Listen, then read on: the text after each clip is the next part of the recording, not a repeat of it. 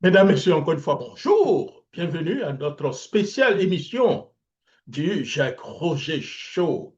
Nous allons donc avoir un débat très intéressant tout à l'heure. Et le thème de notre débat, c'est donc le caucus donc, des cadres du PDCI-RDA. Pourquoi les cadres doivent-ils maintenant parler et aller à la rencontre de la base? C'est un sujet très intéressant pour inviter. Nous avons donc l'honorable Amancourt Jean-Michel, fondateur du caucus, donc des cadres du PDCI RDA. Et ça, c'est comme je le dis tout à l'heure, un débat pendant une trentaine donc, de minutes. Donc, ce que nous pouvons dire, ce que nous vient de nous rejoindre. Bonsoir aussi à tous et bonsoir aussi à tous, tout dépend de l'endroit où nous nous situons. Le PDCI donc traverse une période particulièrement importante de son histoire. Entre débats internes, procédures judiciaires et interrogations sur l'avenir du parti, de nombreux militants appellent à davantage de clarté, d'unité et de mobilisation. C'est donc dans ce contexte qu'est donc né le caucus des cadres du PDCI-RDA avec une déclaration forte appelant à défendre le parti et son président, Cheikh Tidiane Thiam. Mais au-delà des déclarations, quelle réaction concrète faut-il donc mener sur le terrain? Pourquoi donc les cadres doivent-ils désormais sortir du silence? C'est autour, cher ami, donc de ces questions que nous recevons donc ce soir le fondateur, l'honorable Amankou Jean-Michel. Avant donc de démarrer, bonjour ou bien bonsoir Amankou, tout dépend de l'endroit où vous vous trouvez. Comment allez-vous? Bon, écoute, avec tout ce qui s'y passe, bien évidemment, on est tous soucieux pour l'avenir du parti avec ces actions en justice qui n'en finissent pas. Et en tant que cadre, bien évidemment, on ne peut que s'inquiéter et surtout rester déterminé pour affronter l'adversité avec beaucoup de courage et beaucoup de détermination. Merci beaucoup, cher ami. On parlera exactement donc de votre caucus. La toute première question, hein, cher ami, on va parler donc du caucus. Pourquoi maintenant? Alors, ce qui m'amène à vous poser la première question. Pourquoi avoir donc créé le caucus donc des cadres du PDCI-RDA aujourd'hui? Et quel est son objectif principal? Écoute, merci beaucoup, Jacques Roger, mais je voudrais d'entrée quand même te féliciter. Hein, te féliciter et te dire merci pour ce combat que tu mènes pour le PDC-RDA. Et nous autres, ça nous rassure parce que nous adorons beaucoup la performance, nous adorons la rigueur. Alors, pourquoi ce caucus? Comme vous le savez, depuis que j'ai été nommé d'abord secrétaire des études en charge de la formation, j'avais décidé de mettre en place un vivier de cadres, hein, un vivier de cadres à former, à structurer, à encadrer, à suivre jusqu'en 2030, qui puisse être sur tout le territoire national et apporter une valeur ajoutée au PDCRDA. Et chemin faisant, j'ai été nommé au niveau du secrétaire exécutif en charge des élections. Donc, je ne pouvais pas laisser ce caucus de jeunes cadres qui étaient véritablement engagés, déterminés, il y avait une forte mobilisation. Donc, j'ai décidé de les structurer, de les utiliser dans la marche, hein, pour un PDCRDA suffisamment rayonnant et pour un PDCRDA suffisamment structuré. Aujourd'hui, le président-chef Tidantiam a besoin du soutien de tous et nous restons engagés dans ce sens. Et voilà ce pourquoi nous avons décidé de remettre en selle ce caucus-là et d'avancer dans l'intérêt supérieur du parti et de son président. Alors, est-ce que ce caucus est-il donc un mouvement de soutien ou une nouvelle structure politique? Non, fonctionne un peu comme un mouvement de soutien, c'est un mouvement d'appui aux initiatives du président Cheikh Tidiane Thiam. Comme vous le savez, j'ai toujours eu cette habitude de mettre en place des mouvements pour apporter ma touche, la touche de moi et mes amis, pour que le PDCADA soit suffisamment rayonnant. Et bien évidemment, ce n'est pas, comme d'aucuns pourraient penser, soit un courant de pensée ou bien une structure parallèle. Non, c'est un mouvement d'appui aux initiatives du président Cheikh Tidiane Thiam et un mouvement d'appui au secrétaire exécutif en chef qui abat un travail incommensurable sur le terrain. Et nous avons besoin de descendre sur le terrain, nous avons besoin de convaincre davantage les militants, les NDC, pour que d'ici 2030, nous puissions être à point pour le président Cheikh Tidiane Thiam. Mhm. La petite histoire, Permettez-moi, pour la petite histoire, il faut reconnaître que d'abord, je préside un mouvement de cadre qu'on appelle le réseau dynamique qui existe depuis Bédier. J'ai eu à gérer le collège des parrains et marraines des bureaux de vote. Ce sont des viviers qui existent. Il ne faut pas les laisser comme ça en état inerte. Il faut les utiliser.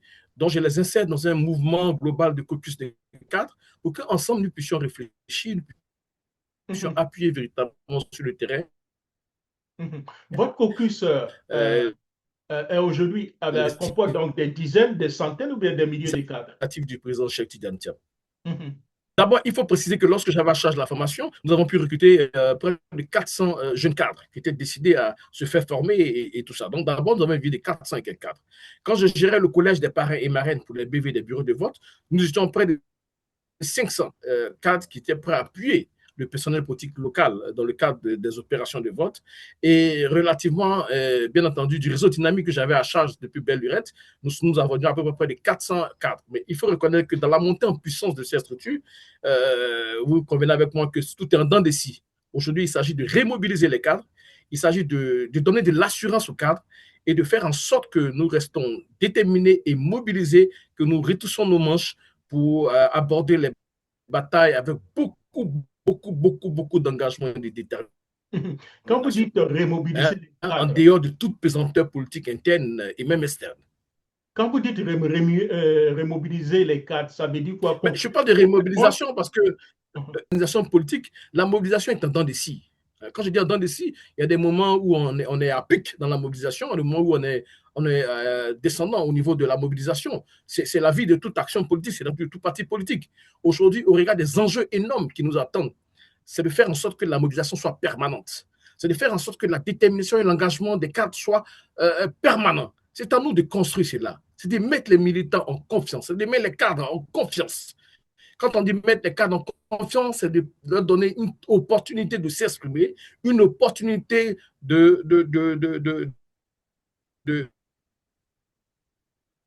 proposer, de conceptualiser pour le PDC-RDA.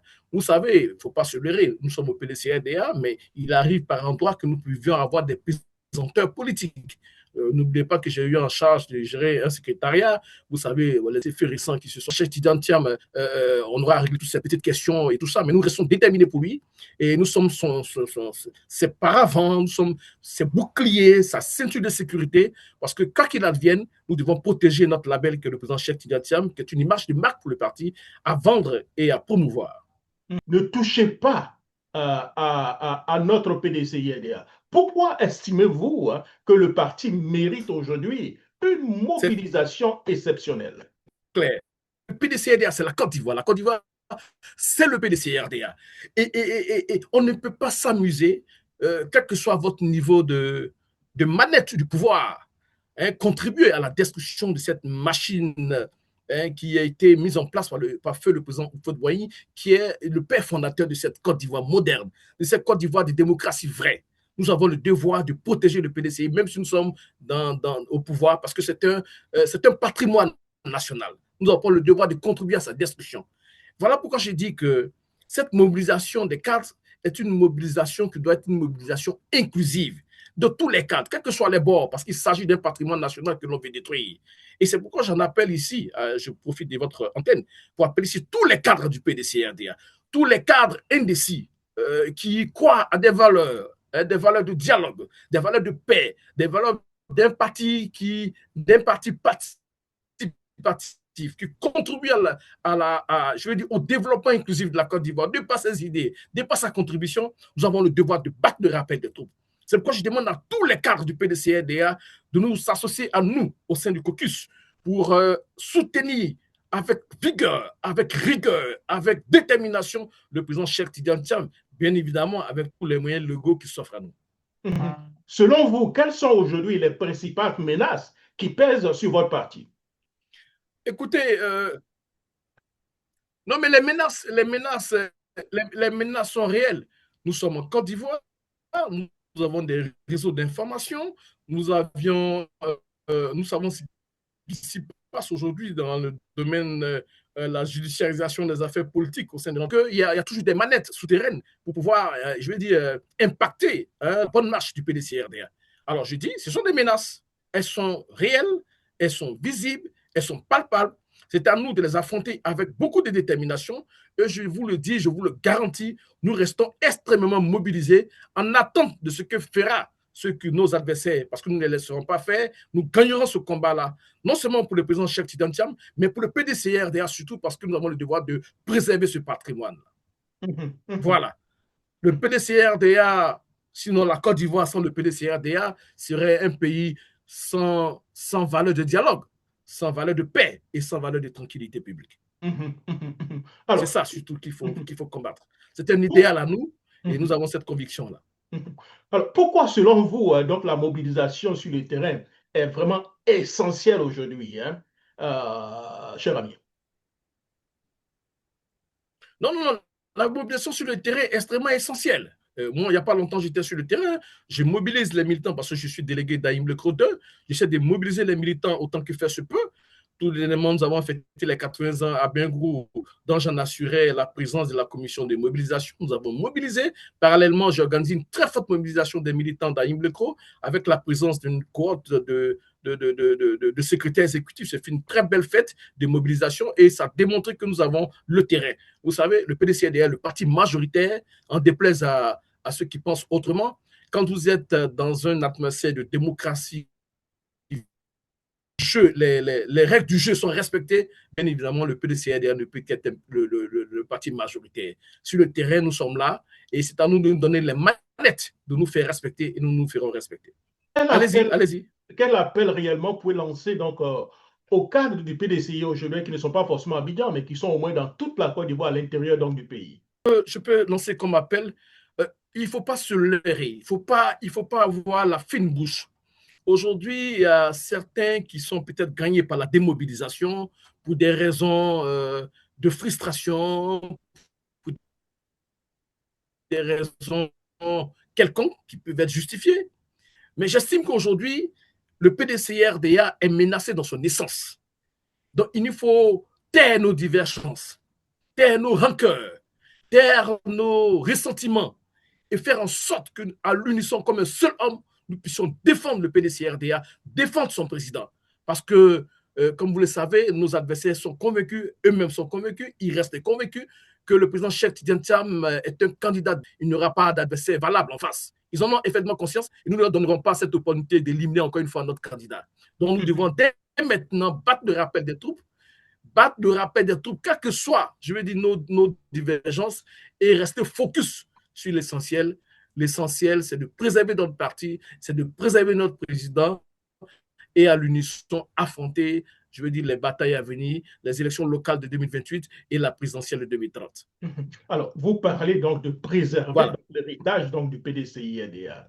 Le PDCI est donc le plus ancien parti politique de Côte d'Ivoire. On n'a pas besoin quand même de le dire, hein, cher ami. Alors, pourquoi est-il important de préserver cet héritage?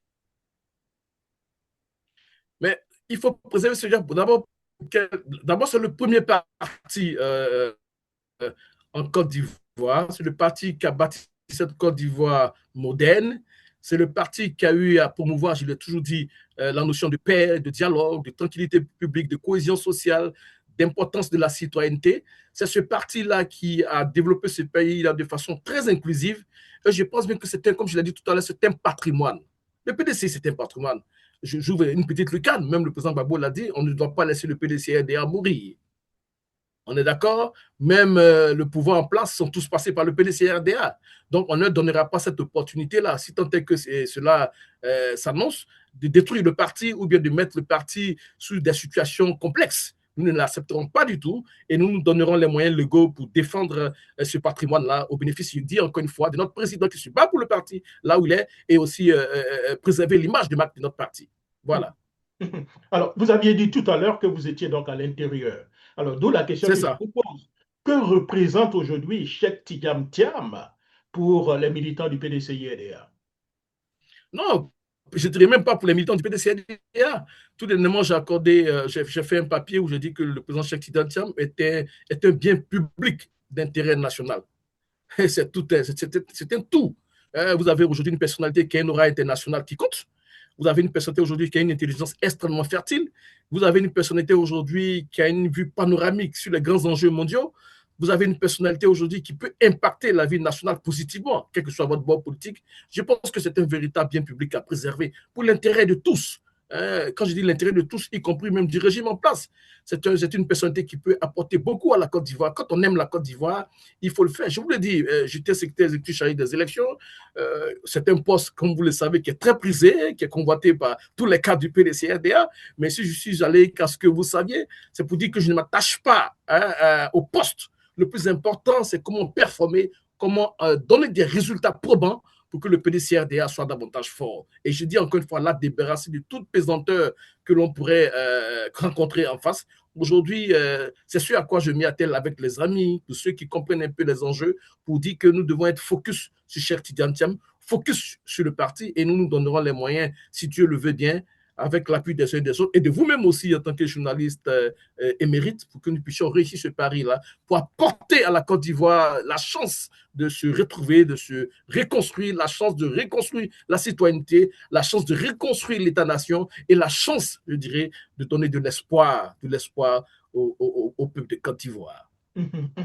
Alors, dans ces conditions, comment éviter que donc, les divergences internes ne fragilisent donc davantage le parti, à votre avis? Écoutez, moi j'ai une autre conception des divergences internes. Je considère qu'un parti où il existe des divergences internes, cela démontre du dynamisme de ce parti politique.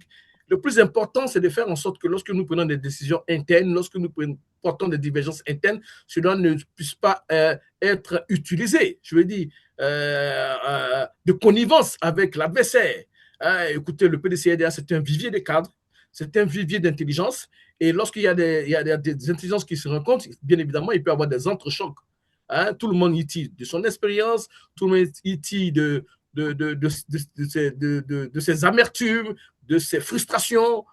Mais le plus important, c'est de se concentrer sur l'essentiel en se donnant la possibilité soi-même, à travers une paix intérieure, de pouvoir apporter une valeur ajoutée au parti qu'on aime tant. Et surtout à un président en qui vous croyez. Vous savez, les cadres du PDCI, parfois, pour s'exprimer, c'est un peu difficile. Il y a C'est ça. seulement, vous êtes à peu près 2000 membres du bureau politique, mais il y a seulement une dizaine, une quinzaine de personnes qu'on entend tous les jours. C'est Aujourd'hui, ça. même pour vous avoir, ça a été la croix et la bannière. C'est Voilà. ça. Alors, je donne la question. Quel est votre message pour les cadres qui hésitent encore avant de s'exprimer publiquement? Jacques, je vais être clair avec vous. Vous savez que j'ai l'habitude de ne pas avoir la langue de bois. Hein? Vous savez, quand on est souvent à un certain niveau au PDCI, on vous dit, bah, écoutez, même à ces 52 ans où je suis, on va vous dire, avaler les couleuvres. Hein? Quand on va à droite, aller à droite sans broncher, ce n'est pas mon style, moi. Hein? Vous comprenez? Je vais amener les cadres à comprendre que le PDC est un creuset de liberté d'expression. C'est un creuset de liberté d'expression. C'est un creuset où on doit démontrer sa loyauté, sa fidélité, même quand on n'est pas d'accord sur une certaine approche. Et c'est ce que je veux faire véhiculer à ces cadres-là pour dire qu'il faut s'investir sans peur au PDC-RDA. Parce qu'aujourd'hui, vous l'aviez dit, certains cadres, on peut, écoute, bon, je vais dire ceci, on va interpréter ceci, on va interpréter dans tel ou tel sens, et tout ça. Il ne faudrait pas qu'ils aient des préjugés en la matière. Nous avons la chance d'avoir un président qui laisse l'esprit ouvert. Permettez aux uns aux autres d'avoir l'esprit très ouvert. Et je pense que le PDC ne peut qu'être enrichi en cela. Ce qu'il faut surtout éviter, et je le dis, c'est les actions en justice contre son parti, contre sa mère patrie, qui est le PDCI et l'État-nation Côte d'Ivoire. Et c'est ça qu'il faut déplorer. Mais tant qu'en interne, on peut s'exprimer, on peut critiquer positivement. La critique, elle n'est pas forcément négative, cher frère. La critique, elle est une valeur d'expression qui concourt à la liberté intérieure, à la liberté de l'être, hein, qui veut vraiment apporter quelque chose de bien pour la communauté, quelque chose de bien pour un bien commun. Et c'est ce à quoi j'invite tous les cadres du PDC-RDA. L'heure est arrivée pour monter au créneau, pour défendre le PDC-RDA, défendre son président sans état d'âme, sans a priori. C'est ça. Après, les problèmes de personnes, les problèmes de positionnement, etc. Écoute, ce sont des choses en interne, on en parle, on se cogne ici, et puis bon, on avance. Voilà, c'est ce à quoi je suis, moi, là, extrêmement zen sur la matière, parce que personne ne peut enlever ma notion de fidélité ni de loyauté pour le président Cheikh Tidiane Thiam. Certainement, il le sait là où il est, il sait que je suis quelqu'un de très loyal, mais il sait que quelque part, il me dira que mon cou est un peu grognon, c'était un jeune cadre un peu, je dirais, un peu titillant, mais je le fais par amour pour mon parti que j'aime tant. Voilà. Alors, le bureau Voilà, politique est convoqué pour le samedi prochain. À c'est votre ça. avis, pourquoi maintenant? Est-ce qu'il y a une urgence selon vous?